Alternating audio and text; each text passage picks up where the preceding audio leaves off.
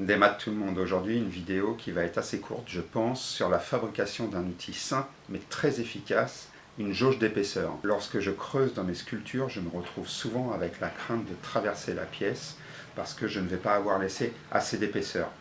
Comme par exemple sur le plateau repas, lorsque je l'ai creusé, j'avais peur de traverser l'autre côté parce que je ne savais pas quelle était l'épaisseur. Et c'est pendant sa fabrication qu'un ami menuisier m'a donné une petite astuce.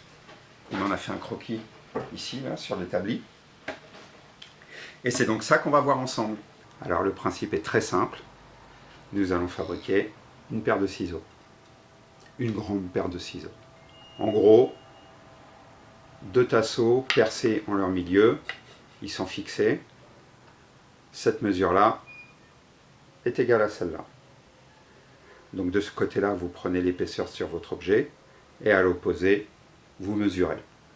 Très simple. Pour essayer d'avoir un objet un peu plus court, je laisse la pince à la bonne distance. Ça, de toute façon, il n'y a pas le choix. Mais par contre, de ce côté-là, je vais réduire la longueur par 2. Et du coup, la mesure prise devra être multipliée par 2. Mais bon, c'est très simple.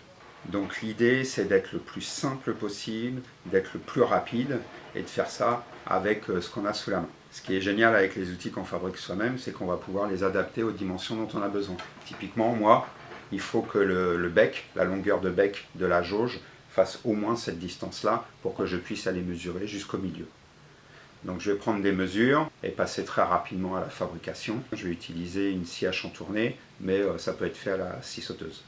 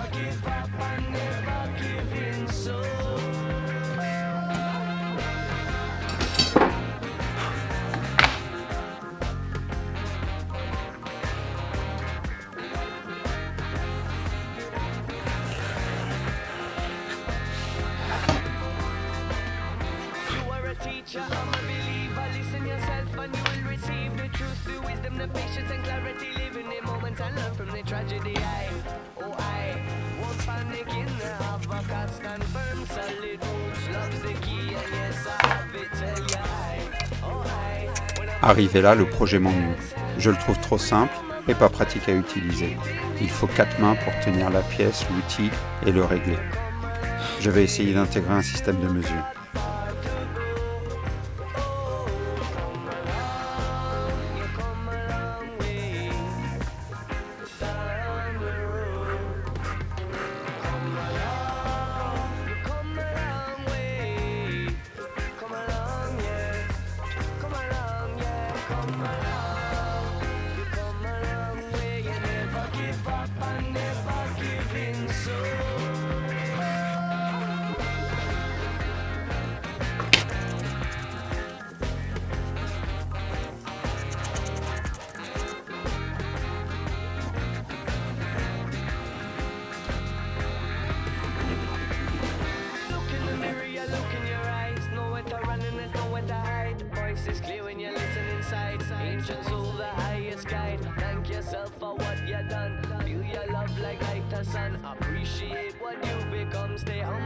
Each one will teach one.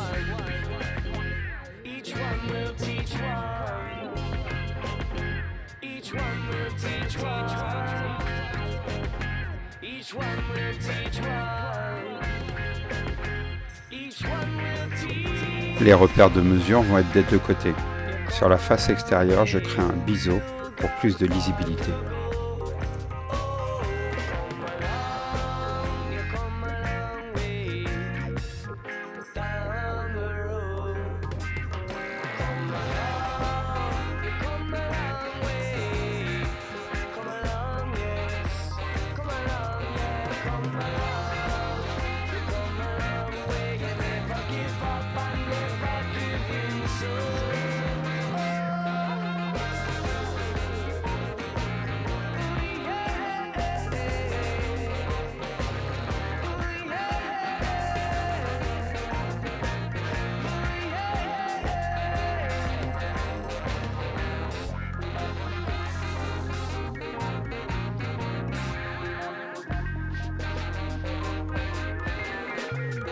Je n'ai pas trouvé de boulon correspondant à mon diamètre.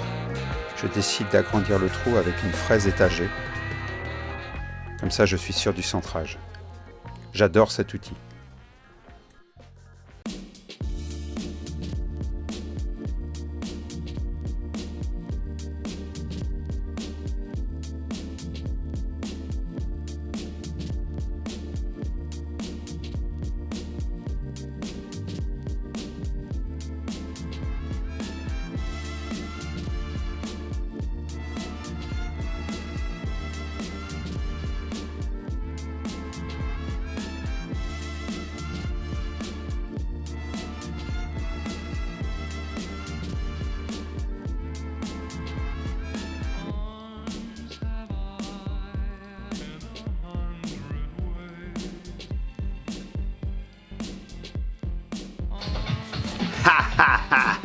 Non!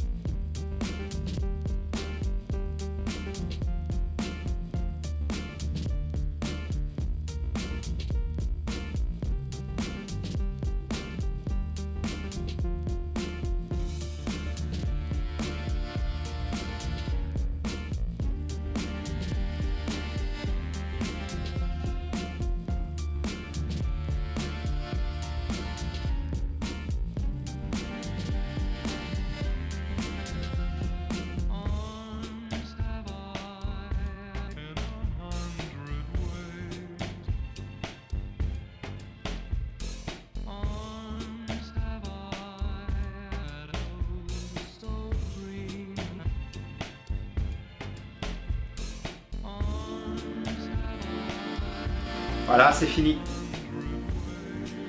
Alors au début, je voyais ça comme un outil un peu jetable, qu'on allait utiliser que quelques fois. Au final, je le trouve carrément pratique. Avec les mesures là que j'ai rajoutées, du coup, il n'y a plus besoin d'utiliser un réglé, un pied à coulisse. Tout se fait à une main, donc il est super pratique. Et je vais le garder un bout de temps, à mon avis. Alors vous avez vu, si vous voulez en fabriquer un, moi j'ai mis à peu près 1 heure pour le fabriquer.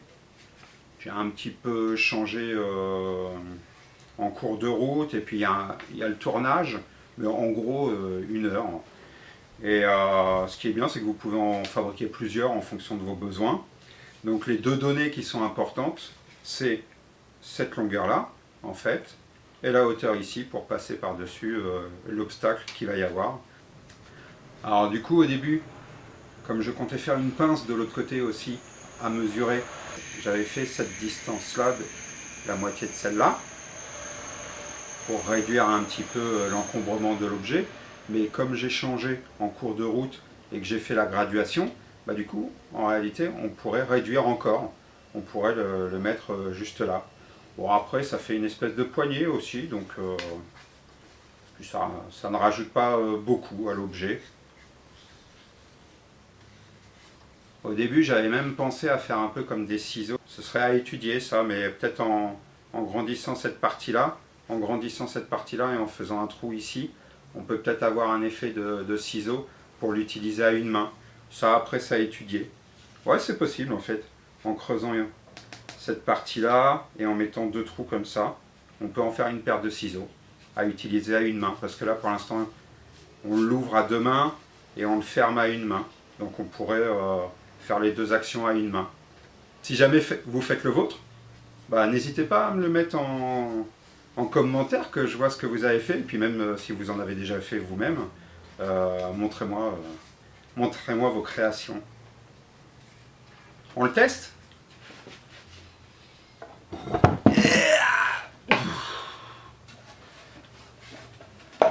C'est de la palette, hein, ça pèse son poids. Donc, alors, 3,5. 3.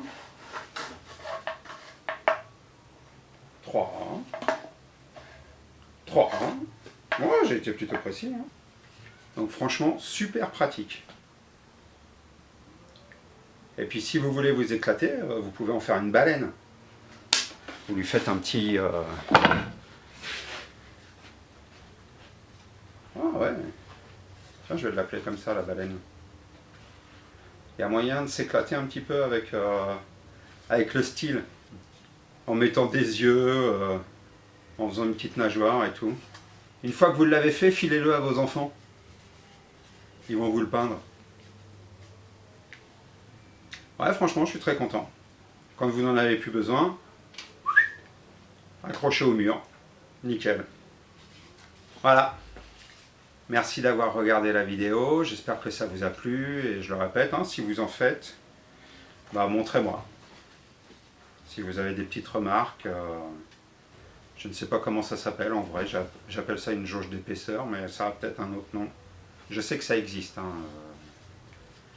J'ai déjà vu passer ça sur internet et puis c'est un des vieux outils de menuisier ou même en mécanique auto, mécanique d'usinage, tout ça, ils s'en servent beaucoup aussi. Mais là, ce qui est intéressant, c'est qu'on peut se fabriquer soi-même ces outils pour pas grand-chose, pour que dalle. Voilà. Alors maintenant, j'aimerais vous parler de 2 chaînes YouTube que je suis et que j'aime beaucoup. C'est Tout est DIY et L'Arrondi. Alors, Tout est DIY, c'est la chaîne de Quentin qui fabrique plein d'objets variés, c'est ça qui est intéressant, avec relativement peu de matériel, mais le résultat est toujours nickel. Les vidéos sont bien faites, elles sont agréables à regarder. Et Quentin, je vais le rencontrer pour la première fois ce week-end. On vous prépare une petite surprise là à plusieurs youtubeurs. Donc restez connectés ce week-end, vous verrez. On va faire quelque chose de sympa. Et L'Arrondi, alors je ne connais pas son prénom. Je sais qu'il fabrique plein de choses, mais sur sa chaîne YouTube actuellement il y a des réalisations de jouets en bois. Alors j'adore les jouets, j'adore le bois, c'est parfait.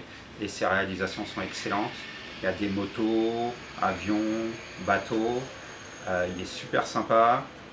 Les vidéos sont très agréables à regarder aussi. Et on apprend plein de choses. Pour moi, c'est un truc qui est très important d'apprendre des choses. Et sur les 2 chaînes, on apprend beaucoup. Cet outil-là serait très utile à Monsieur de L'Arrondi pour la fabrication des coques de bateaux. Parce que dans une de ses vidéos, il dit qu'il a creusé trop profond et que ça a traversé sa coque. Eh bien, fabrique-toi ça en plus petit, avec une pointe ici pour que ce soit plus précis. Donc n'hésitez pas à aller faire un tour sur leur chaîne, à regarder leurs vidéos et à vous abonner pour les soutenir. Ça fait toujours plaisir. Si vous ne connaissez pas, c'est sûr que vous allez aimer. Bon, on se voit ce week-end alors. Vous restez connectés. Allez, Kenavo!